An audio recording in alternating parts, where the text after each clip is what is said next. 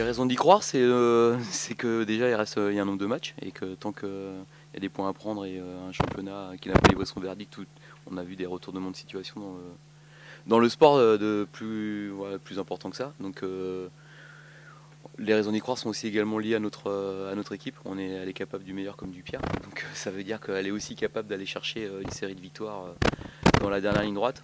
On l'a vu, peut-être pas sur une période aussi longue, mais 8 matchs, je pense avec un effectif uni, rassemblé dans cette voie-là, dans cette direction-là, on est capable d'aller chercher des points. Maintenant, il faut jouer les matchs, non pas avec une vision à 8 matchs, mais une vision match par match, avec je dirais, un sentiment et un instinct de survie, se dire que chaque match peut être pas le dernier, mais en tout cas le jouer comme si c'était celui de la dernière chance et ne pas se dire il y en aura un la semaine prochaine. Il faut jouer un match avec cet esprit-là, et si on a le bonheur de le gagner, jouer le deuxième comme ça, et ainsi de suite. Et puis une fois qu'on est lancé dans cette dynamique-là, ne plus réfléchir aux points qu'on a pris ou ceux qui nous restent à prendre, mais les jouer pour les gagner. Voilà, c'est ce qu'on a pas su créer sur la première partie de saison, la première partie d'année civile. C'est ce qu'on avait réussi à faire un petit peu mieux sur la phase d'aller, parce qu'on avait quand même pris 34 points, et le sentiment qui nous habite, c'est de ne surtout pas avoir de regrets, parce que 34 points et on est à 13 de plus après 3 mois, ça fout les boules.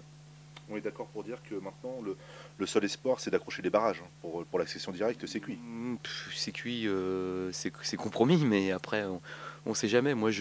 Si vous me demandez aujourd'hui le classement, je sais quels sont les deux premiers, je sais même pas combien de points on a sur les équipes, parce que par contre je sais combien de points on a nous, je sais ce qu'on n'a pas fait, mais ça m'intéresse pas de faire des calculs, il sera suffisamment temps de le faire dans les 2 ou 3 derniers matchs. Je sais juste qu'on a, nous, le besoin impératif de gagner un maximum de matchs sur les 8 qui restent, de continuer à être dominateur sur notre terrain, et puis surtout enchaîner à chaque fois qu'on peut à l'extérieur par une victoire. Voilà, donc vous dire si on la deuxième, la troisième, la quatrième, si c'est la cinquième, et il y aura des matchs à jouer, ce sera un autre challenge.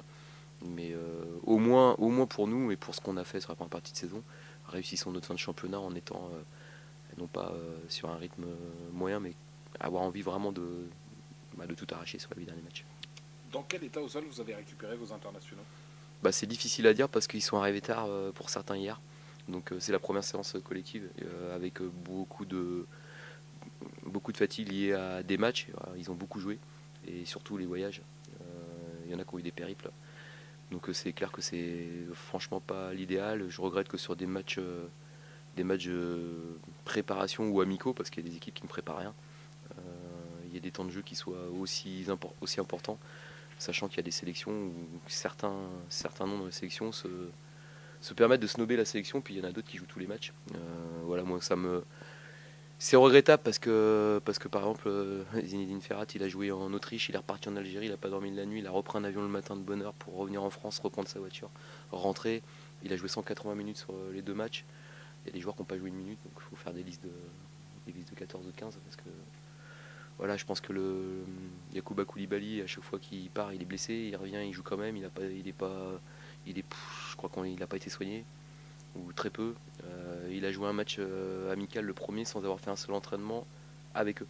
Donc voilà, il faut respecter la santé des joueurs. Nous, à chaque fois qu'on l'envoie, il revient, soit il revient blessé, soit il revient plus abîmé que quand on l'envoie.